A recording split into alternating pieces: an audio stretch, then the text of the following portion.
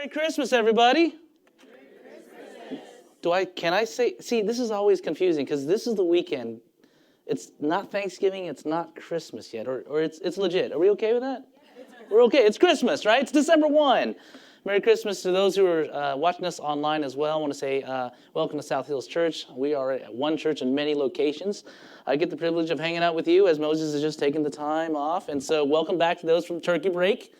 How many Thanksgiving dinners? How many turkeys? 1, 2. I had 2. We went to Dallas to help the Cowboys win. They did. Now I'm coming back to L.A. to help the L.A. whatever win. All right, so Christmas season's finally started. I remember last time I was here, November 1, it was like Thanksgiving season. That was my favorite month. My birthday is November 22nd. So now my life has moved on and Christmas is here. I want to know, show of hands, if you're ready for Christmas. I just want to know if you're really there yet. Okay, show of hands.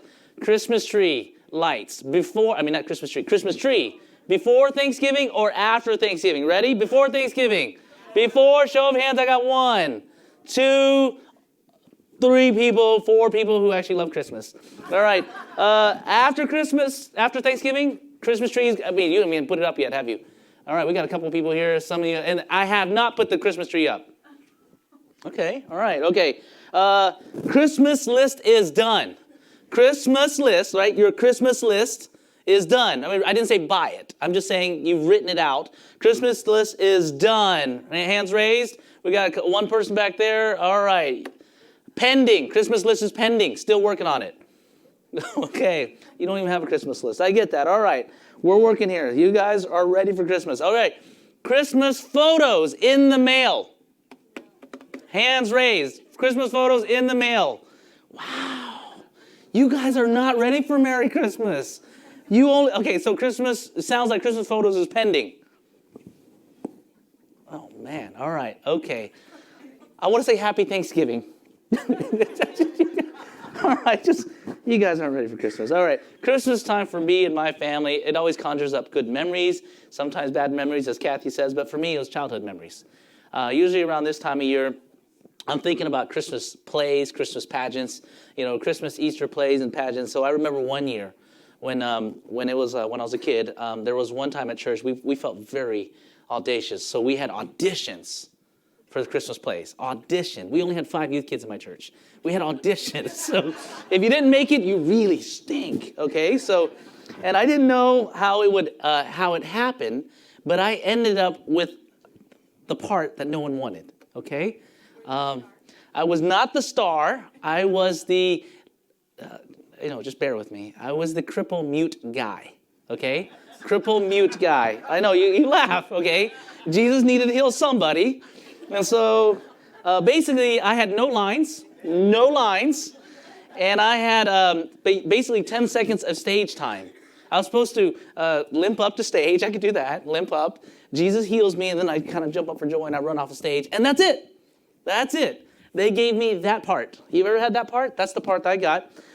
So then, for some reason, and I don't think I know what happened, but basically, this is not what kids dream of. This is not where, hey, mommy, hey, what'd you get for the part for Christmas or Easter? I was the cripple mute guy. And so, yes, after those long, countless hours of, they made me go to practice. Practice. Really, practice. We're talking about practice here. I felt like it was so pointless to go to practice, and they were those long hours, everybody after church, before church, and why do I need to practice? And basically, why does this matter?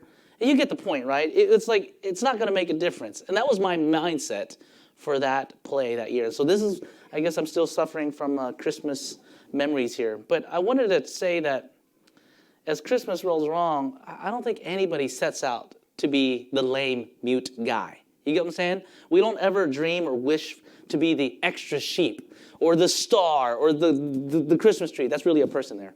But no one wishes to be that. In fact, it's sort of where you end up, as we're thinking about it, we've all had some sort of moment where we were excited about the potential of being something great, something awesome, and finally life sticks us with the cripple mute guy role. Doesn't that happen to us sometimes? We begin to talk to ourselves internally, and it sounds like this sometimes. It may sound like this in your head. I thought I would have achieved more by now. But sometimes it feels like I haven't done anything worthwhile. Or maybe in your head you're thinking, I thought I'd be running my own department, my own division by now, but I'm just another cog in the wheel, and I feel disposable.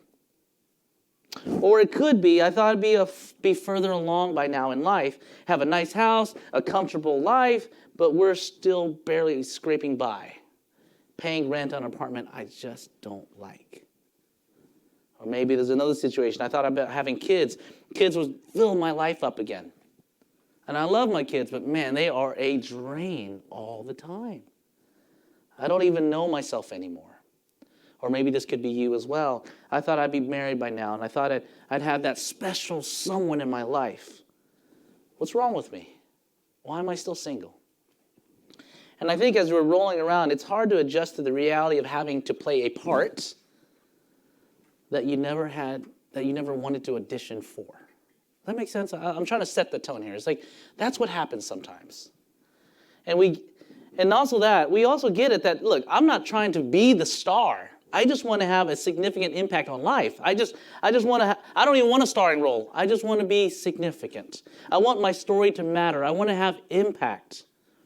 I want to have a meaningful part of my story that's going somewhere. And I get that. We get that. I want that.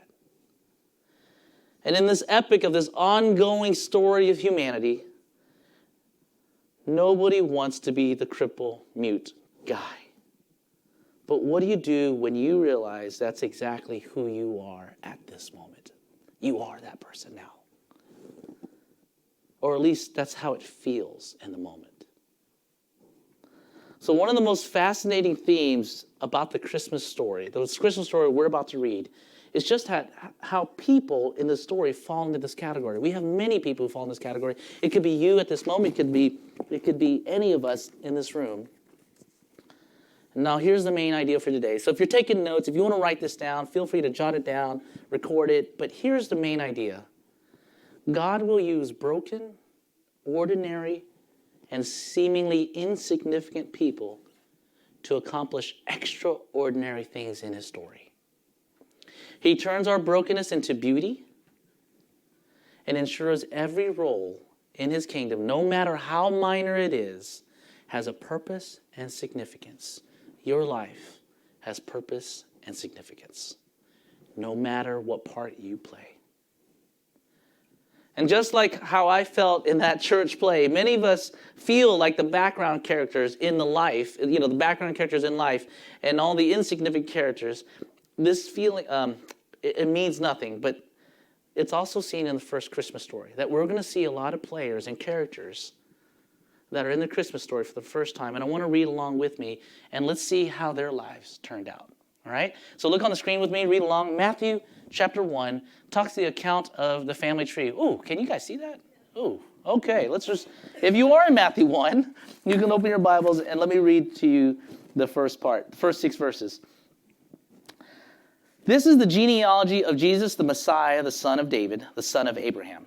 Abraham was the father of Isaac, Isaac the father of Jacob, Jacob the father of Judah and his brothers, Judah the father of Perez and Zerah, whose mother was Tamar, Perez the father of Hezron, Hezron the father of Ram, Ram the father of Amminadab, and Amminadab the father of Nahshon, Nahshon the father of Salmon. Is that Salmon? Yeah, it is Salmon. Salmon the father of Boaz, whose mother was Rahab, Boaz the father of Obed, whose mother was Ruth, Obed the father of Jesse, and Jesse the father of King David. David was the father of Solomon, whose mother had been Uriah's wife. Stop there. The curtain opens up on Jesus. He is the story. He is the main part of the story. It's all about him. He's the center of the story. He's the star of the play. He is the star, right? You guys, you get that. But it opens up with, this is the genealogy of Jesus, the Messiah. And then Matthew introduces the Messiah, and he follows up with an introduction of a bunch of people. I only got to the first third. But the question is, why would the Christmas story start with a list of people? And that comes up to the first point. The first point here is, just like any movie, there are credits that are rolling in the background of the movie, except this time the movie starts with the credit scenes. And usually we're bouncing off in the movie theaters when the credits roll, but I want to take a moment today to pause and to look at these meaningful names because these names do mean something in the story. So as we see this unfold, I want to get to Act 1. So the first part of our story today is Act 1. And this is the family crazy origin. So if I said Act 1, this is the title of the scene, the family crazy origins. Now let's take a look here. This holiday season, are we expecting to meet any crazy relatives? Anybody? Crazy relatives? None? Could be you. Could be. Could be you. Could be. All right. So I think of Christmas time and holiday seasons. We have a lot of family members coming over. My family, most of them are in SoCal. I have an Uncle Robert. I'm not going to use his real name. His name is Uncle Robert, for those out there. Vietnamese people don't use Robert as their real name, okay? So Uncle Robert, he's the uncle that, he's the black sheep of the family, youngest of the family. He's the one that we all said, hey, did you invite Uncle Robert? And I'm like, no, I don't, that's your job. And then, and then you're like, no, that's your job. That's that uncle. Do you have that uncle? Or that sibling? You know the one, did you forget to invite Uncle Robert? So I have him. And then I have Uncle Henry. Uncle Henry is the person who shows up at the potlucks who complains about the food, but didn't bring anything to the potluck. Do you get what I'm saying? That person. Do you guys have those people in your family? Come on. Hey, where's the meat? Dude, you didn't bring anything. So that's Uncle Henry. Then this year, I think I graduated up to the crazy relative. My wife came up to me. We were past Thanksgiving. She goes, hey, the kids don't want to play board games with you tonight. What? What's wrong? Well, they think you're intense. I said, intense? What are you talking about? Well, I said, and she was like, well, you kind of yell at the little kids. I said, well, that's because they rolled the dice on the board and they messed up the pieces. I should be able to yell at the kid. Anyway, so the point is, I am now the crazy uncle. I mean, that's fair. You messed up the pieces, you got to get penalized. I'm so sorry. You don't want to play board games with Kevin now. Don't invite Uncle Kevin. He's not the guy to invite. So it could be me. All right, so we all have crazy relatives, and in this story here, in these next few verses, as we look here, I put up a family tree here of Jesus, and we're going to start. Oh, okay, it looks like that. I want to go down one by one with you, because these are the crazy relatives of Jesus. And as we look at the crazy relatives of Jesus, we're going to start seeing some things here. And I just read through a whole bunch of verses, but I'm going to summarize a few, and I'm going to help you there.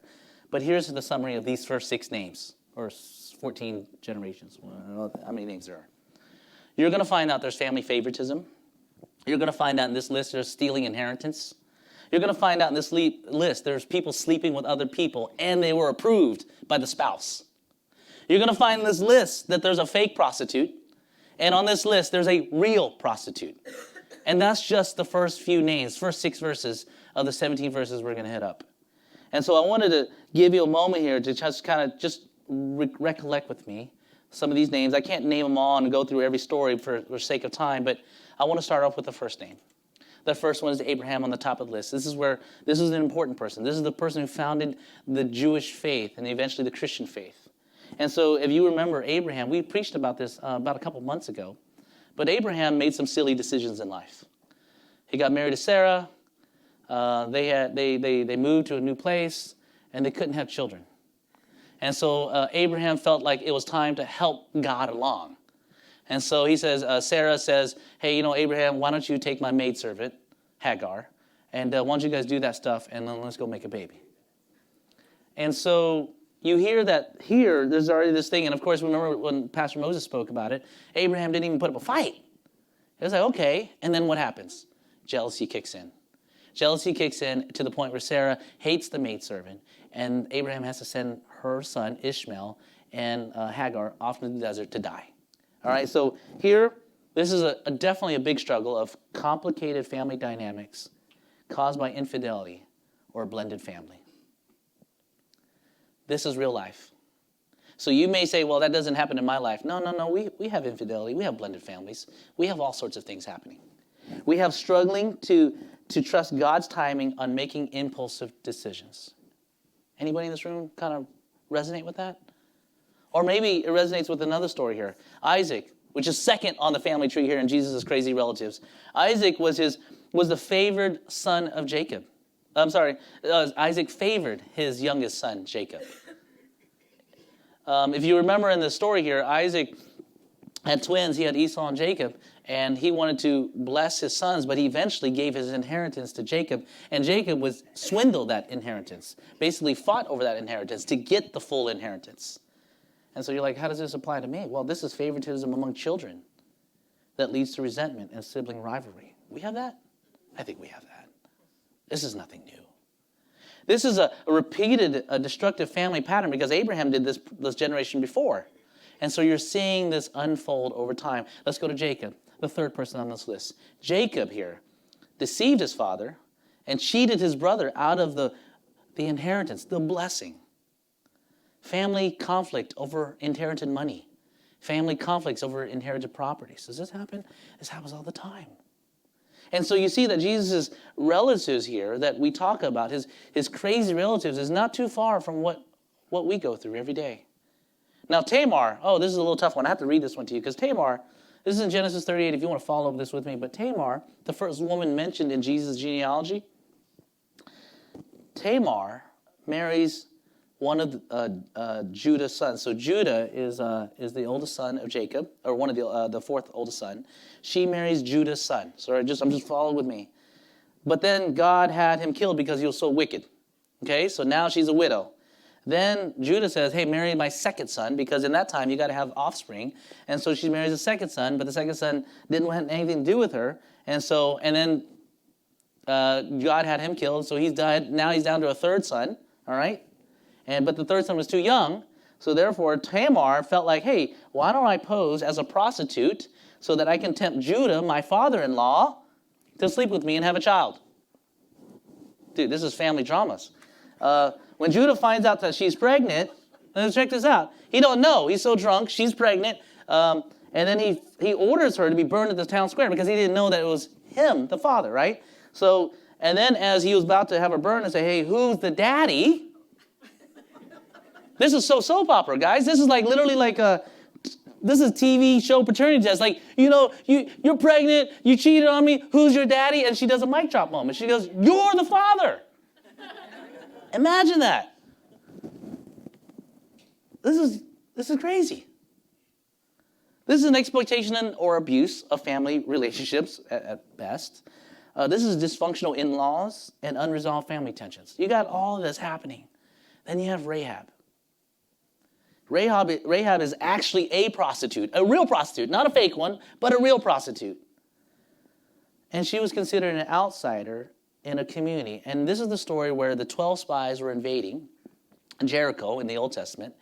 And she was the lifeline to the Israel nation because they needed to get through the wall. So if you can recount with me, this is back in Joshua. She was a prostitute who later turned to faith. She was a person with a broken past that just wanted a new break in life. And she helped the Israel nations invade Jericho and be able to conquer and take over the city. And so here's the story we find that faith leads to individuals to step into a new identity despite their stigma. And then you finally have King David at the end of here. The first 7 verses, and I already got this Netflix drama series ready to go. And it's King David, quoted in the Bible, a man after God's own heart. But he commits adultery, and not only commits adultery with Bathsheba, he covers up for it. And he actually plans to have her husband killed so he can have Bathsheba for his own wife. Guys, I don't know if this sounds like your life story, but this is the crazy relatives that Jesus' family tree belongs to. But yet, God had a plan. And what's the learning point here? What is our learning point through these first 6 verses? First, Jesus' family was really messed up. Really messed up. These are messed up people. Number 2, these characters aren't too far from the stories and struggles you and I live today. We're not that far apart. In fact, I bet you it was a pretty striking close resemblance to some of you today, some of us today. That some of the things I shared, even though that's their story, some of those pieces are in your story today. Family issues, relationship issues, deception, even though you don't know it, deceptivity, not trusting, abusive. Everything. And third, even so, they're messed up. They still play a part in the greatest Christmas story ever told. They were written here with a purpose. And the question is, what purpose? Where is that purpose? Well, let's keep reading and find out. Now I want to get back to the passage, verses 7 through 14. I'm just going to read that real quick. I'm going to skim over this. So after David and Bathsheba got together, they had their son Solomon. Solomon is considered the greatest or the wealthiest king of Israel at that time. So verse 7, Solomon, the father of Rehoboam the father of Abijah the father of Asa, Asa the father of Jehoshaphat the father of Joram the father of Uzziah. Okay, there's a lot of names here. So this is what I did. I put a screenshot for you to see the names of the family tree so you can follow along with me. Can we go to the next slide? Boop. No, next. All right. Okay, good. Okay, so let me help you out here. Just so you know, I'm going to summarize this part. David and Bathsheba had Solomon. And Solomon had one wife. Was that right? No, 700 wives. A little bit of excessiveness. A little bit. Just a bit. 699 excessive maybe, right? Okay. So follow me here as we go through. These are the next 7 verses, 7 through 14. I just summarize it to make your life easier because I can't say half these names. So we have Solomon, and he gets married to 700 wives. Now, Solomon was considered the wisest king of all time, but he's also the most self-indulgent king of all time, as you can see. But here's where the problem started acting up. So now we're in Act 2, that Jesus' family got even more messier. Act 2 is summarized with the demise of one of the wealthiest nations at that time. Israel was one of the wealthiest nations at that time. And you had lots of kings. So after this, you have lots of kings coming forward. You're going to have good kings, you're going to have bad kings, and you're going to have very bad kings. And this was the original Game of Thrones TV series. If you took the time going through 1 Kings and 2 Kings, and I don't want to do that today, but I just want you to know, just trust me, and I gave you some just like when these names come up, I have put down good and bad and very bad. I'm going to walk through a couple of them, but this is Game of Thrones now. And I'm going to read this to you. So you have to remember that we make bad human decisions in life. Pride, idolatry, rebellion, and it leads to brokenness and exile. You're going to see this whole nation just become like dissipated very soon. Yet even in the darkest chapters of life, God was preserving hope for the ultimate plan. And so let me highlight a few of those names, okay? You just remember that. That's what's happening. So in Matthew, we see Solomon. You already know Solomon. Solomon here had 700 wives, but I didn't count his concubines. There's like 300 plus more. So like total 1,000 women in his life. Again, a bit excessive. But wise, there are good parts of Solomon, and there are bad parts of Solomon. He had a son named Rehoboam, and when Rehoboam took over, he chose to go after false counsel. So there was the family business, the kingdom. And at that time, the kingdom of Israel was powerful, but his young advisor said, hey man, you got to rule over them with might. And so let's just, rule with authority. And the older side, the elder, wiser people that were following his father that wanted to give him advice said, hey, you need to loosen up and be nice to the people. Guess what advice he chose? He chose the younger side. And what happened was it caused the Israel nation to divide in half. So basically, he took a wonderful nation and he destroyed the family business. So Rehoboam was known for the guy who took bad advice and destroyed the business. Then they started breaking down from there. So then you had these series of kings, one after the other. And as you get down the list, there's a guy named Ahaz. Ahaz is somewhere, is a bad, so he's bad. All right, so we got good, bad. And so Ahaz is described as being a wicked king. He worshipped idols and even offered his own child to an idol by burning him alive. He bribed other countries to attack enemies with the money from the church, from the temple. So he took money from the temple to bribe other countries to attack other countries. So he's money laundering and he's doing all sorts of stuff, right? You thought our election was bad. You thought we had conspiracy theories. Then Ahaz gives birth to a guy named Hezekiah. So that's the next king in line. Now Hezekiah was good. He was good overall. He started off great, but he did a lot of evil things as well, like his father had done. But he made alliances with Babylon. So Babylon at that time was what we consider Russia today. So he made deals with current-day Russia, Babylon. Eventually, that deal, a few generations later, will be the ending of Israel. Israel will end up being not a nation anymore. So Hezekiah started off good, made some bad deals, and then eventually made a decision that later on will ruin the country forever. Then he gave son. The worst thing he did was he gave birth to a son. Well, he didn't give birth. He had a son named Manasseh. All right, can you say Manasseh with me? Manasseh. I know, I'm going through a history lesson with you, but he's considered the worst king ever. Talk about like the worst king ever. This is what he did. He took over when he was 12. He practiced sorcery and witchcraft. Okay, so what? We do that in Costa Mesa. He said, I'm kidding. I'm so kidding. I don't know if we do this, though. He sacrificed his own sons in a fire. So they believe in human sacrifices again. He put idols in the temple. And under his leadership, Israel was considered the most corrupt and most selfish nation ever. And in the history books, in Jewish history, Manasseh is remembered as the worst king in Israel history ever. Back and forth, good and bad, until finally Israel was conquered by the Babylonians. And so this whole history of kings, good, bad, very bad, ended up with Israel no longer a nation. Okay? You guys following this? So this is all Jesus' family. This is the family tree, folks. Is your family tree just as bad? Maybe just as messed up? Who knows? So what makes this genealogy so powerful is not just its messiness, but the fact that God deliberately chose these people to weave his story of redemption. I need you to hear that really. I'm going to hear that. I'm going to say that again. Even though we can sit here and laugh and giggle that this genealogy is really messed up, but the true fact is that God deliberately chose these people to weave his story of redemption. There was a purpose in this story. There's a purpose why God put the credits in the first part of the story. We haven't even got to baby Jesus yet. Verse 17 summarizes, take that back.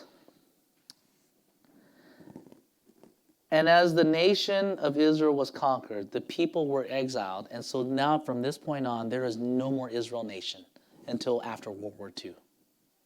All right? Until after World War II. And in this moment, the story seemed all but over. But God kept a little thread alive. From here, Jesus' family tree was just a list of other guys who we only know by their names. So if you can go to the next slide of verses. From verses 12 through 16, it's just a bunch of names at this point. No story. From here, they're just listed, but their stories are never told. And then we finally, in verse 16, and I'll read it to you right now, we circle back. And Jacob, the father of Joseph, the husband of Mary, and Mary was the mother of Jesus, who is called the Messiah. We circle back to the main character, verse 16, with Joseph and Mary. What makes the summary here in verse 17 tells us how this play shapes up. And so verse 17, it says this: Thus there were 14 generations in all from Abraham to David, 14 from David to exile to Babylon, and 14 from the exile to the Messiah. So you see that three-part there? So I went over Abraham to David, and then the next 14 was David to the exile of Babylon, and then the exile to the Messiah. If you wanted to kind of just summarize this, there are three parts to this story. The first part was this promise of Abraham. Abraham received a promise, and this is before the family tree was even started. And God said this in the Bible. He said this: I will make you into a great nation. I will bless you.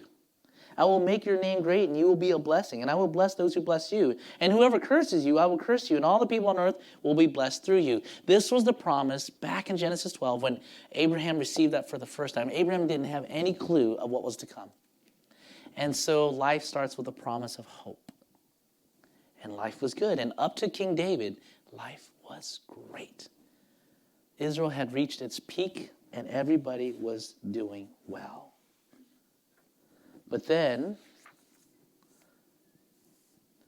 from David moving on was a slow decline of the bad decisions and choices that happened. And then, therefore, you see a demise of the country. And honestly, isn't that how our lives are for you and me. We start off with such a promise of hope. The world is at our fingertips. We can be and do anything we want. Life is wide open, full of possibilities, and then one day you wake up and you find yourself in the chapter you did not expect. From David to Babylon, there were 14 generations. The second movement was a long and slow decline, and the story shifts to how the heck did we get here? Have you been there before? Have you been to the how the heck did we get here moment? And then in the final moments, the last 14 generations of Jesus' family lifestyle, family tree, all you see is pain, you see brokenness, you see darkness, you see confusion.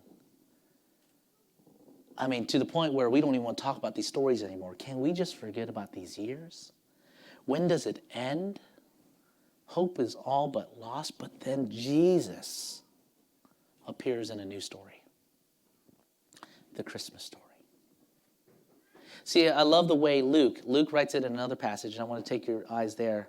He has an account of the Christmas story too, and he says this: because of the tender mercy of our God, by which the rising sun will come to us from heaven to shine on those living in darkness and in the shadow of death, to guide our feet into the path of peace.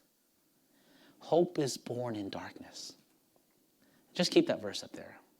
No matter how you started or where you've been or what darkness and pain you've experienced, the rising sun has come from heaven. That rising sun is Jesus Christ. It's easy to assume that these people in scriptures had it all together. They didn't.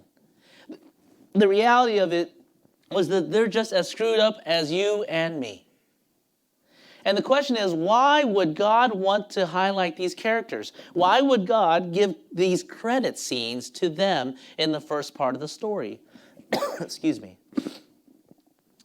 And as you read these list of peoples and their messiness and the stories that I just recounted to you, you realize that you're not alone or you have a meaningless life. You thought your family tree had some crooked branches. Well, look at Jesus' family tree. You thought you had some crazy relatives, but take a look at Jesus' relatives. And it is true that some things end up in the background because we don't want people to know about our story, our messiness. And it is true that oftentimes we are ashamed of sharing about our story and our brokenness. Why would anybody want to know about my details? Why would I want to inflict judgment upon me? And there are moments you're not particularly proud of, but yet God starts his story, the greatest Christmas story ever, with the brokenness of Jesus' family.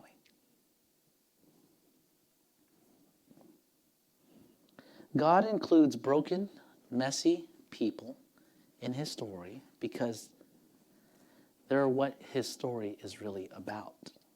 What God makes God isn't that he somehow manages to do good with good people, but what makes God become God, it's what he does with bad people, broken people, B-footage people about his redemptive story. What God makes God is that he writes a story that there is no small, insignificant part. There's no unnecessary or out-of-place parts. When you surrender to his story, he wants to work through you to build something beautiful out of your brokenness. And all the people that we read about, these people are responsible for bringing Jesus into this world. It sets up the story of what Jesus is about to do.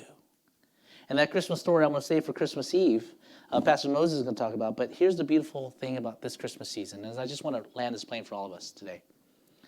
God can move in and through your life, whether you're courageous, or your life is chaotic, or maybe your life is just plain, painfully common. He meets us at our best moments, and he meets us at our worst moments. He can do something with your story and my story. And when he does, we may often feel the temptation to hear the internal language like this. But God, am I really good enough? But God, you already know my problems. And you've forgiven me, but do you really want me to do that? God, do we have to go there? And as you have those questions in your mind, I just want to give you encouragement that that's not how God sees it. He sees the real prostitute for a person, Rahab, a person who turned her faith to him, and she had a new life. He wants to give us a fresh start. He wants you part of his story. Now, the Christmas story didn't end there. The Christmas story is us now. And so there's a part in the New Testament that I want to read to you that paints another picture. The Apostle Paul paints this picture. It's a different metaphor, but it's still the same point. So read with me in 1 Corinthians 12. It talks about the church, and this is our part in the Christmas story. Let me read that to you right now. In 1 Corinthians 12, just as the body, though one, has many parts, but all its many parts form one body, so is with Christ. For we were all baptized by one Spirit so as to form one body. Whether Jews or Gentiles, slave or free, we were all given the one Spirit to drink. Even so, the body is not made up of one part, but of many. Now, if the foot should say, because I'm not a hand, I do not belong to the body, it would not for that reason stop being part of the body. And if the ear should say, because I'm not an eye, I do not belong to the body, it would not for that reason stop being part of the body. If the whole body were an eye, what would be the sense of hearing? If the whole body was an ear, what would be the sense of smell? But in fact, God has placed the parts in the body, every one of them, just as he wanted them to be. If they were all one part, where would the body be? As it is, there are many parts, but one body. There are a lot of messy stories, but there's one story. The eye cannot say to the hand, I don't need you, and the head cannot say to the feet, I don't need you. On the contrary, those parts of the bodies that seem to be the weaker are indispensable. He's saying that those people who place their faith in God fit together like a body. And that like a body, the story of God, the story God is telling throughout human history has many parts, many different roles, and each of them is significant, and it matters. You matter. We matter. In fact, God has arranged things the way he wants it, exactly the way he wants it, for the best story to be told. God places people in certain parts of the story on purpose for a purpose. So whether you like your part or not, whether you like to be the cripple mute guy or not, it doesn't really matter. Because that's the part you play, because that's the story he's going to tell. And he will make a lot of people feel encouraged and alive and with purpose because of you.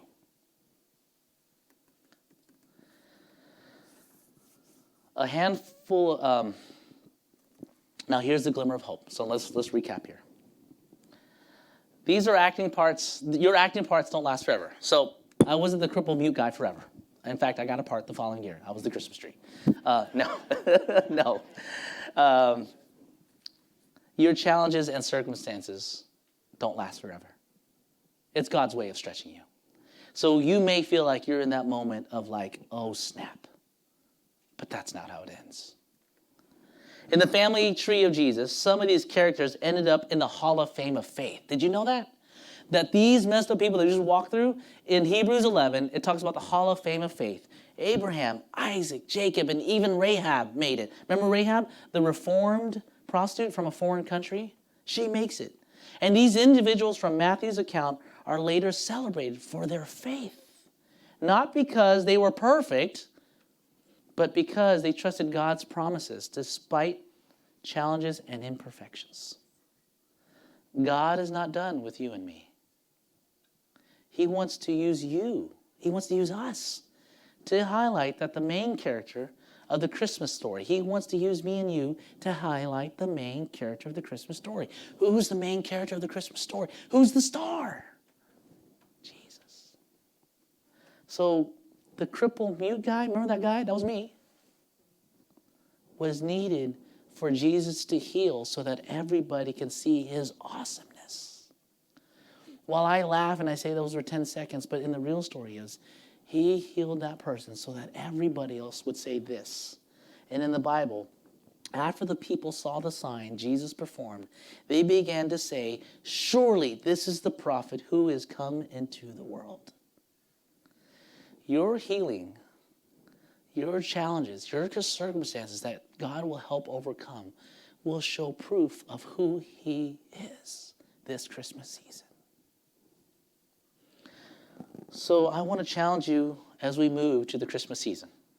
Starting this week, I want you to think about how your imperfect role in life can shine light on the greatest story ever told, the Jesus story.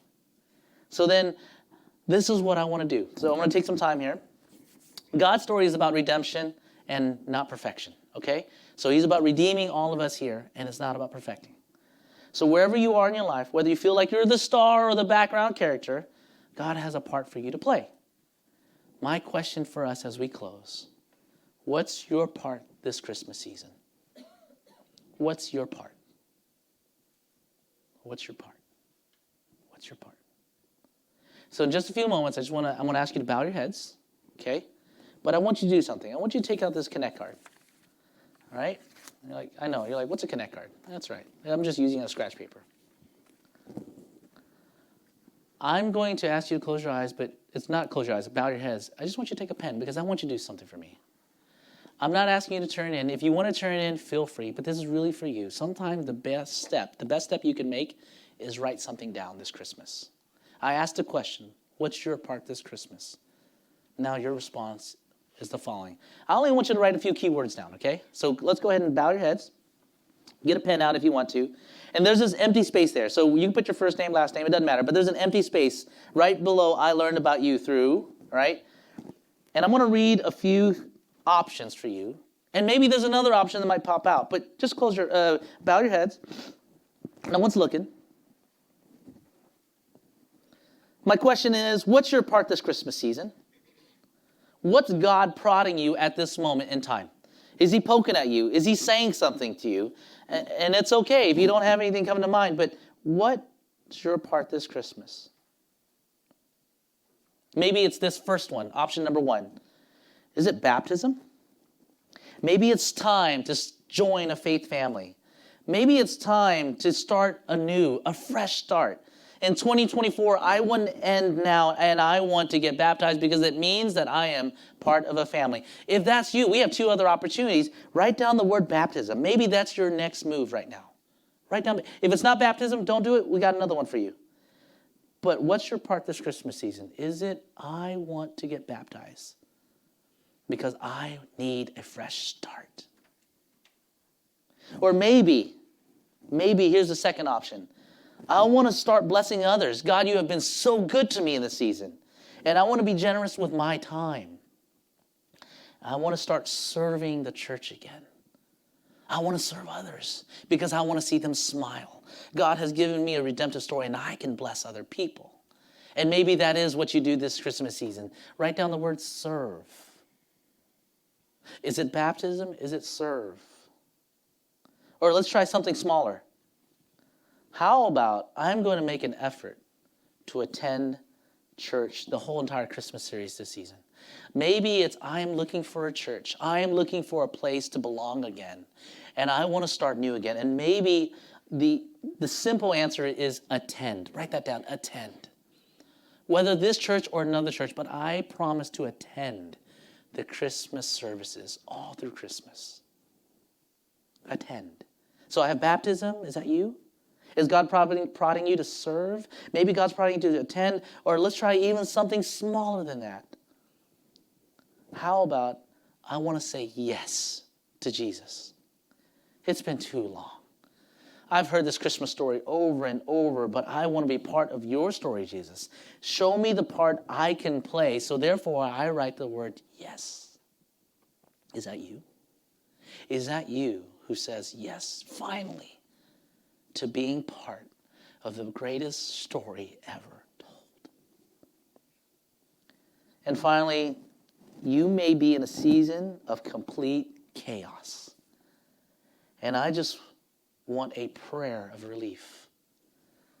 Kevin, I don't know. You've been saying a lot. You've been talking a lot. I don't know. I just need a break. I want you to write the word pray down. Pray. And I'm going to pray for you right now because I want to pray specifically for you. But before everybody closes their eyes, what is it that God is asking you to do this Christmas season? What's your part? Baptism? Serve? Attend? Yes? Or pray? Or it might be other. I don't know. You can put other down. But I want to take the moment now to pray for my friends who are going through a rough time because you need it. You want it. And God wants to give you the greatest joy ever. I want to pray for you right now. South Hills Church, I just want to take a moment and say thank you for watching our service online. Whether you're watching it for the first time or you're watching it again because you enjoyed the service so much from the weekend, I'd like to take a moment and dive into our giving. Every week we give people the opportunity to give back and give to the local church so that God can continue to bless your lives and bless your finances. Here at South Hills, we believe that everything comes from God. We believe that He's the one that chose us and brought us into this world, gave us our gifts and talents and abilities. And I just want you to know that when we give, we are giving back what God has already given to us.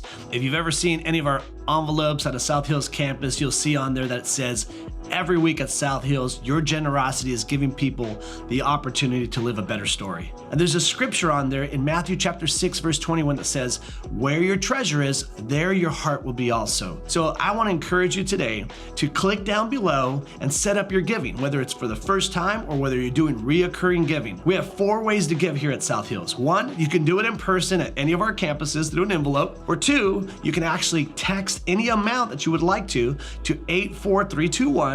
And the 3rd way is to download our Church Center app. I encourage you to do this one because the Church Center app gives you opportunity to stay connected with our church and your campuses. It's a great tool and resource for you to know what's going on. And the 4th way to give is to give online. You can go to southhills.org/give and you can set up your giving there. Whether you're a guest of our church or whether you are a member of our church, or whether you simply just like to watch our services, I encourage you to trust God with your finances so that He can bless and anoint your finances and you can be trusting God in this journey of living life to the fullest. I love you and thank you for watching our online service today.